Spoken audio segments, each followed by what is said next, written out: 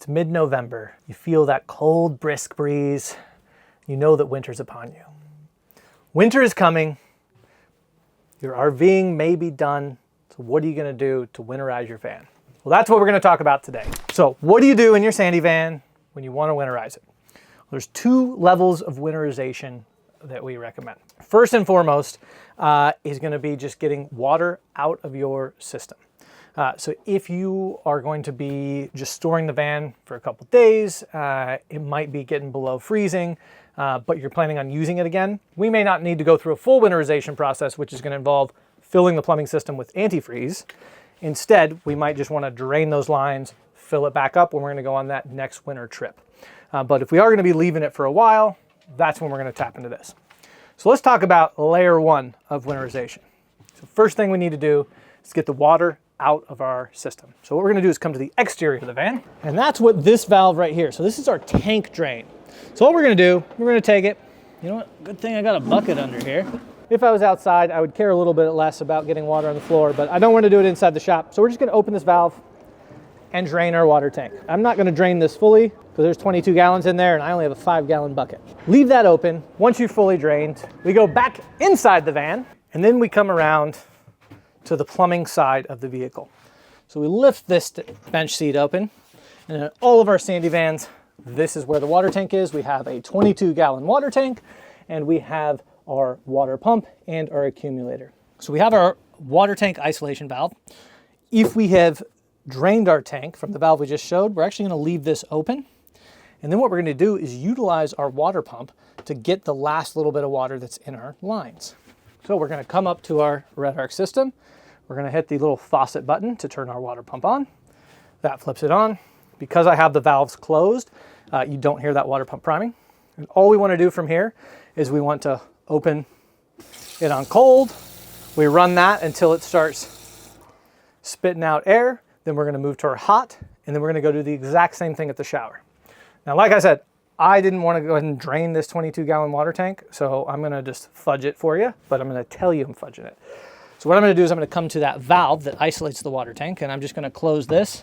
So now I can push all of the water out of the lines that I have because there's still water in my main tank. So now we're going to do that exact same thing. So we open that up.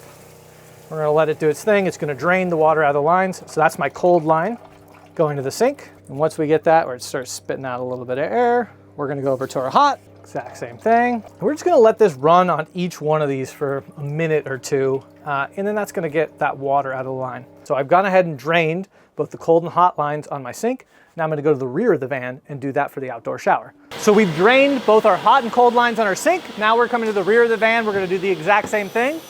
So we open this up, we go to our shower, we're gonna open this valve, and we just want to drain that shower line. It's already drained. Look at that. That was easy. So once we got it to where it's just sputtering air out of here, we can turn that off and come back inside the vehicle.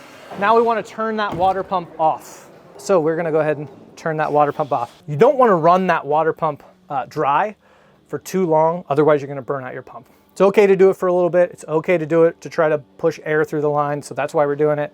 But I make sure once I've run air through the lines, I'm making sure that I'm coming back and I'm turning this off so that I'm not running that dry. So now that we've drained the water from our tank, we've used the water pump to purge our lines for both our sink and our shower, good to go. Winterization level 1 complete. So this is what I would do is if I was just going to be leaving my van for a few days or a week between ski trips and I didn't want to flush the entire lines. You're still gonna have a tiny little bit of water in there, but it's not really a big deal.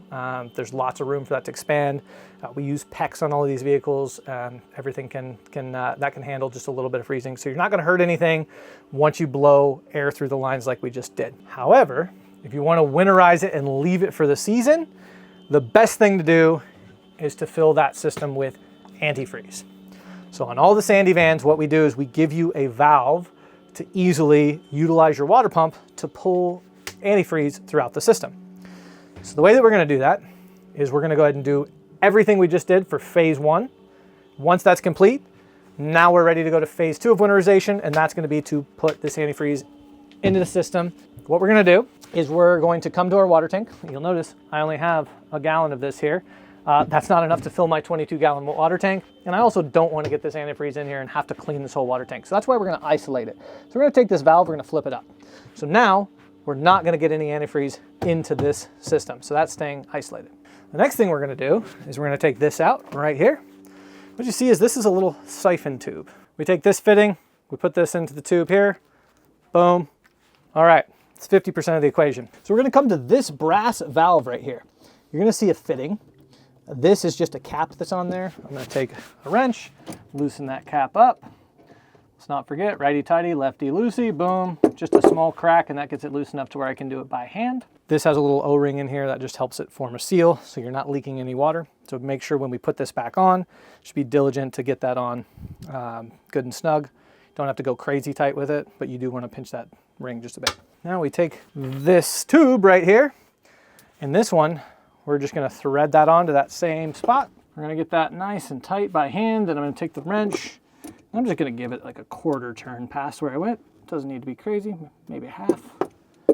And there we go. So what this is doing, this is becoming a siphon tube, and we're going to use the water pump to siphon antifreeze throughout our system. So we're going to take our jug of antifreeze, pop it in here, poke a hole, set our tube in there.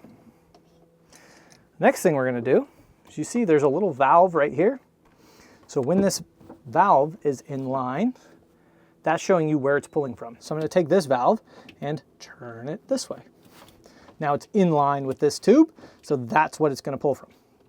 So now when I turn the water pump on, it's going to actually pull from here. So let's go ahead and do that. We're going to turn this water pump on. Now it's pulled on. You see how antifreeze is going through our system. We're draining this down. Yeah. Okay, so that shut off. The reason the water pump shut off, even though it's on here, is because we went ahead and pressurized the system up. What I want to do is I want to pull this antifreeze throughout both the cold water, the hot water, and the shower supply lines. So we're going to start out with our cold. We're just going to turn that on. And we're going to let this run until we see pink coming out. That means that we now have the antifreeze has fully filled our cold water side. We're going to do the same thing for the hot water. So we're going to turn it to hot. We're going to let that run until we see pink coming out from here. And there we go. We're starting to see pink coming out of there. Now we're going to go and we're going to do the exact same thing on our shower side. So now that we've pretty well gone through this first jug, I'm going to go grab a 2nd gallon of antifreeze. I'm going to put the tube in there. I'll turn that water pump back on, and then we're going to go to the shower and do the exact same thing on the shower. So we're going to turn the water pump back on. There it goes. Get the fluid into the system. Okay, now we're going to run around to the shower. So we're going to turn our shower on, and we're just going to let this run until we start seeing some pink coming out of here.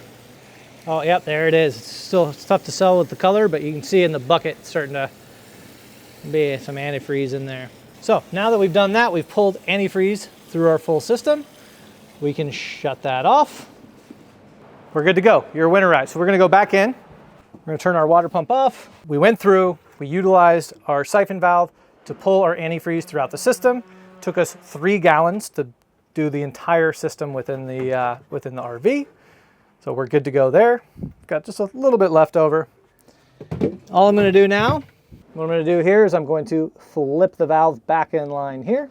That's going to make sure that we don't have any of that antifreeze leaking back out into this. 1/4 to 1/2 turn, there we go. Loosen that, and now we can do it by hand.